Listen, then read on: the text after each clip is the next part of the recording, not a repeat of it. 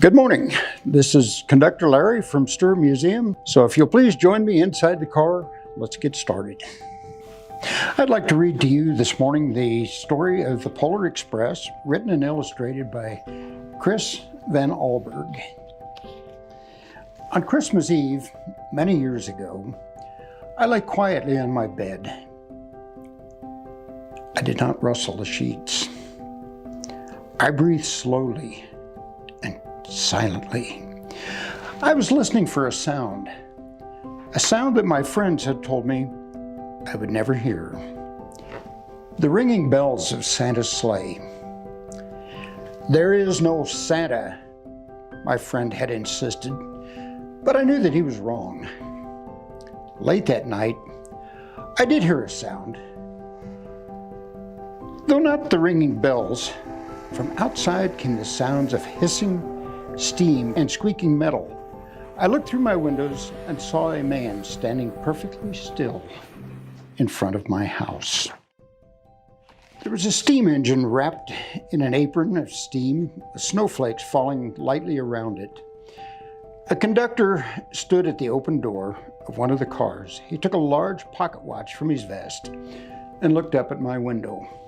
I put on my slippers and robe and tiptoed downstairs to the front door. "All aboard!" the conductor yelled. "Well," he said, "are you coming?" "Where?" I asked. "Why, to the North Pole, of course." "This is the Polar Express." I took his outstretched hand and he pulled me aboard. The train was filled with other children, all in their pajamas and nightgowns. We sang Christmas carols and ate candies with nougat centers as white as snow. We drank cocoa as thick and rich as melted chocolate bars. Outside, the lights of towns and villages flickered in the distance as the Polar Express raced northward. Soon there were no more towns to be seen. We traveled through the cold, dark forest where lean wolves roamed and white-tailed rabbits hid from our train as it thundered through the dense forests. We climbed mountains so high that it seemed as if they would scrape the moon. But the Polar Express never slowed.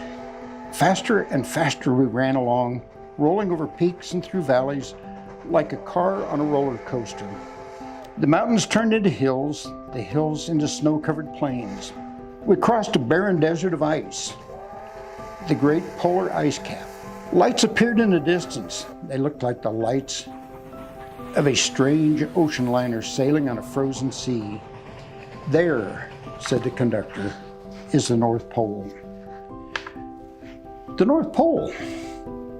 It was a huge city standing alone on the top of the world, filled with factories where every Christmas toy was made. At first, we saw no elves. They're gathering in the center of the city, the conductor told us. That's where Santa will give the first toy of Christmas. "Who received the first gift?" we all asked. The conductor answered, "He will choose one of you." "Look!" shouted one of the children. "The elves!" Outside, we saw hundreds of elves. As our train drew closer to the center of the North Pole, we slowed to a crawl, so crowded were the streets with Santa's helpers. And when the Polar Express could go no further, we stopped and the conductor led us outside. We peered through the crowd to the edge of a large open circle. In front of us stood Santa's sleigh. The reindeer were excited. They pranced and pawed, ringing the silver sleigh bells that hung from their harnesses. It was a magical sound, like nothing I had ever heard. Across the circle, the elves moved apart and Santa Claus appeared. The elves cheered wildly. He marched over to us and pointed to me. He said, "Let's have this fellow here." He jumped into his sleigh. The conductor handed me up. I sat on Santa's knee and he asked, "Now, What would you like for Christmas? I knew that I could have any gift that I could imagine, but the thing that I wanted most for Christmas was not inside Santa's giant bag. What I wanted more than anything was one silver bell from Santa's sleigh. When I asked, Santa smiled. Then he gave me a hug and told an elf to cut a bell from the reindeer's harness.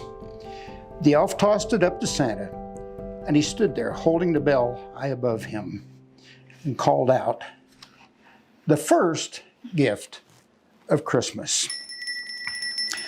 A clock struck midnight, and the elves roared their approval. Santa handed the bell to me, and I put it in my bathrobe pocket. The conductor helped me down from the sleigh. Santa shouted to the reindeer and cracked his whip. His team charged forward and climbed into the air. Santa circled once and disappeared into the cold, dark polar sky. As soon as we were back inside the Polar Express, the other children asked to see the bell. I reached into my pocket, but the only thing I found was a hole. I had lost the silver bell from Santa's sleigh.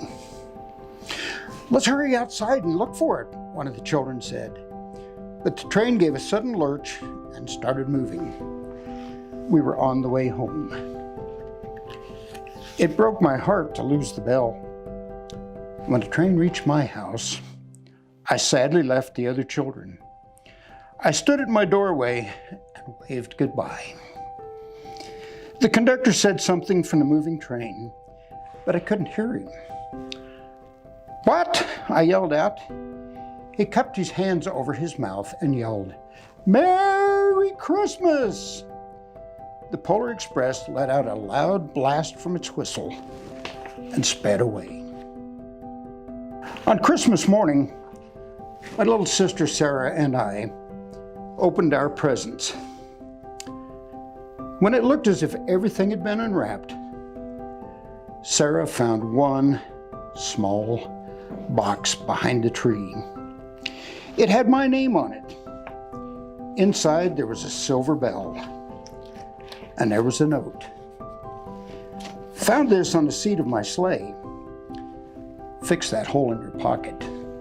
Signed, Mr. C." I shook the bell. It made the most beautiful sound my sister and I had ever heard. But my mother said, "Oh, it's broken." My father said, "That's too bad." When I had shaken the bell, my parents had not heard a sound. At the time, most of my friends could hear the bell, but as years passed, it fell silent for all of them. Even Sarah found one Christmas that she could no longer hear its sweet sound. Though I've grown old, the bell string still rings for me, as it does for all who truly believe.